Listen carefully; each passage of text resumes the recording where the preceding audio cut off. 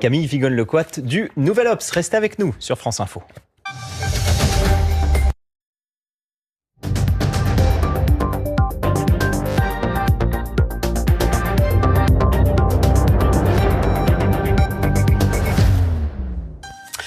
Bonjour et bienvenue en édition spéciale consacrée à cette décision ô combien importante de la Cour d'appel de Paris dans l'affaire des assistants parlementaires du Front National, décision qui va sceller l'avenir politique de Marine Le Pen. On en parle avec nos invités jusqu'à midi pour décrypter tous les enjeux.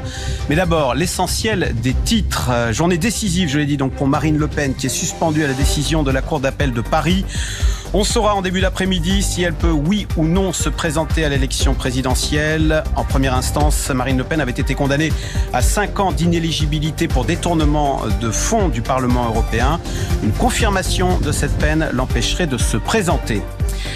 Marine Le Pen ou Jordan Bardella, qui sera candidat du Rassemblement national à la présidentielle? Tous les scénarios ont été anticipés, affirme Jordan Bardella.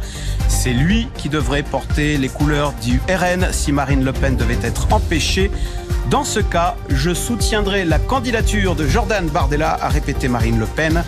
Les deux têtes du mouvement qui ont à nouveau affiché leur entente ce week-end lors d'un banquet militant à Liévin. La canicule est de retour. 61 départements sont en vigilance rouge avec des températures attendues entre 36 et 40 degrés. La chaleur qui va encore s'accentuer dans les prochains jours et qui risque de compliquer encore le travail des pompiers sur le front des incendies. Risque élevé, là encore, sur une grande partie du pays. Plus de 14 000 hectares ont été dévastés par les flammes. Et dans les Pyrénées-Orientales, 12 000 personnes ont dû être évacuées. Emmanuel Macron est en Syrie, une première pour un président depuis la chute de Bachar el-Assad. Il va aujourd'hui rencontrer son homologue pour évoquer notamment la reconstruction du pays. Dans la délégation française, plusieurs chefs d'entreprise, des signatures d'accords économiques sont prévues. Et puis Emmanuel Macron qui a apporté par ailleurs son soutien à Kylian Mbappé. Il dénonce les attaques racistes dont il a fait l'objet de la part d'une sénatrice paraguayenne après la 8e de finale.